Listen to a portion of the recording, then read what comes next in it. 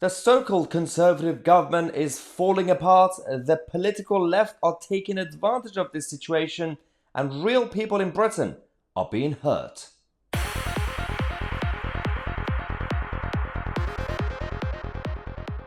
This is the exact situation where we never expected it from a so-called grown-up conservative government, what we were sold since 2010.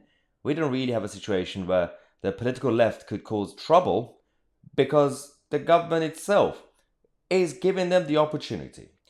Now, we all know about the VIP lane, the contracts that were fast-tracked in 2020 during the beginning of the first lockdown onwards to help with PPE on contracts and everything else and all the jabs and all the other issues.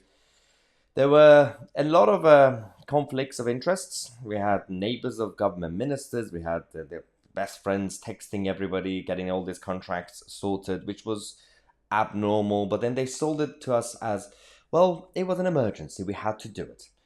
But some of them got exposed, including Baroness Moan. Baroness Moan recommended the company to the government.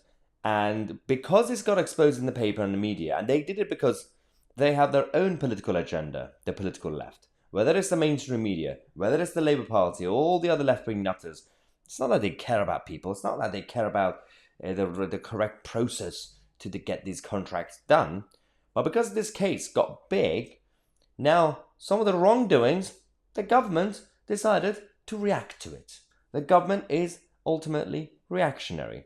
Now, PPE Med Pro, that was recommended by Baroness Moan, and she's been accused of benefiting from that contract that was awarded to the company.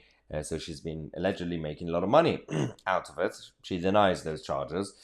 But the government is only doing something about this because this contract didn't really go too well. There were a lot of issues with it, with the PPE. But only because this case, because of Baroness Moan, got exposed. That's the only reason that Number 10 Downing Street are being seen proactive. They said that we are going to be addressing it. They're suing the company, PPE MedPro, £122 million. They also spent so far as about £6.9 million on storage costs for the kits, and each week it costs over £61,000 to store these gowns that they got from this contract. Now, it estimates the cost to dispose the gowns. It will be about £4.7 million. Now, all these numbers is just one contract, one company, one set of kits on PPE.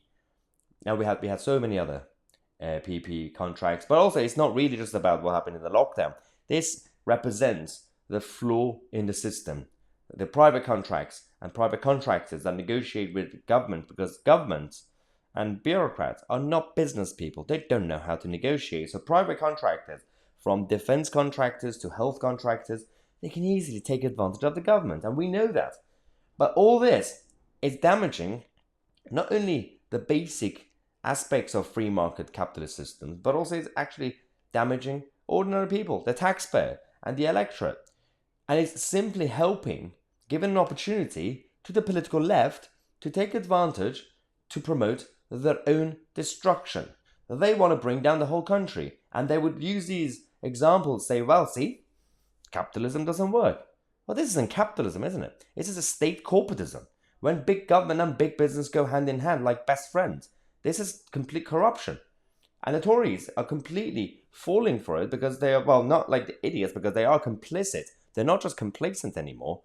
And we're not really going with the line of the BBC or Sky News or Channel 4 saying, well, let's talk about Baroness Moan and PPE MedPro.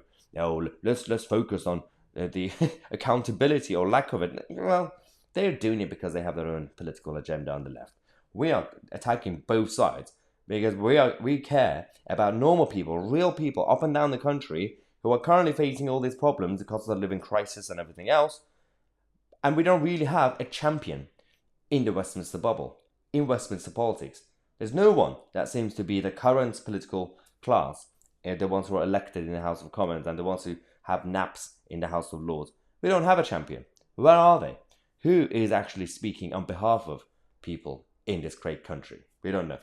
Now, let me know your thoughts in the comment section. I'm Maya Tousi, and we are the media.